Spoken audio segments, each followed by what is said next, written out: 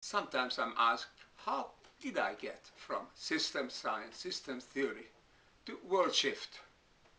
Well, several unexpected steps have been involved. Let me recount here the first of them.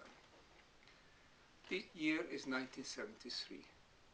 I was sitting in my study at the campus of the State University of New York, upstate New York, and just reviewing my new book and thinking about what I'm going to write next. Then a phone call came. It was from Richard Falk, the head of the Princeton Center of International Studies.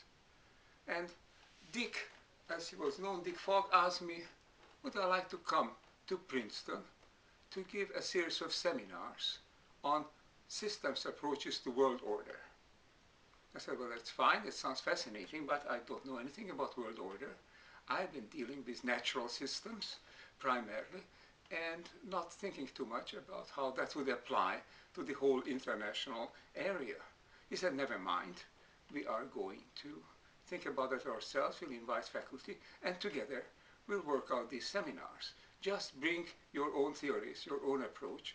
I think, he said, this could be very useful for us. At that time he was running the World Order Models project with several of these World Order models that were widely discussed at the time. Well, how did he get to me? That is the first part of the story.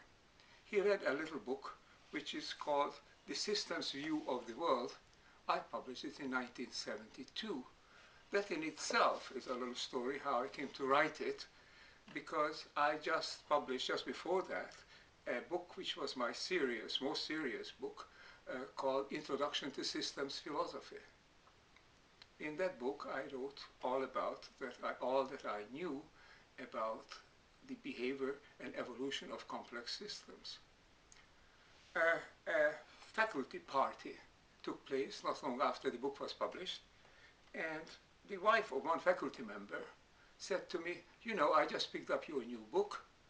And she said, but when are you going to write something that people can understand? Of course, that book I intended primarily for philosophers and philosophers of science. So I wasn't worried about it. Nevertheless, this question intrigued me. Was it really so that was not accessible to everyday readers?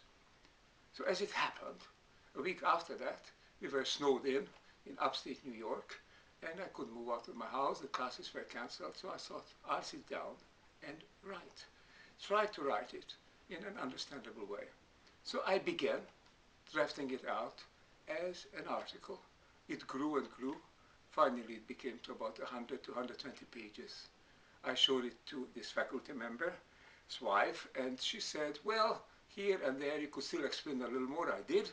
And then I sent it to my publisher, who published it, and much to his amazement and mine, it was picked up by business management classes, by social scientists, by most everybody, not so much by philosophers to whom I actually addressed it, or to the general public. And this is the book that Dick Falk read, and this is why he asked me to come to Princeton to give a series of seminars. I did indeed. It was fascinating, and I think it met with a lot of interest. At that time we managed to bring in a couple of new ideas about how we could approach the area of world order, the world order studies. But what happened then is the subject of the next talk.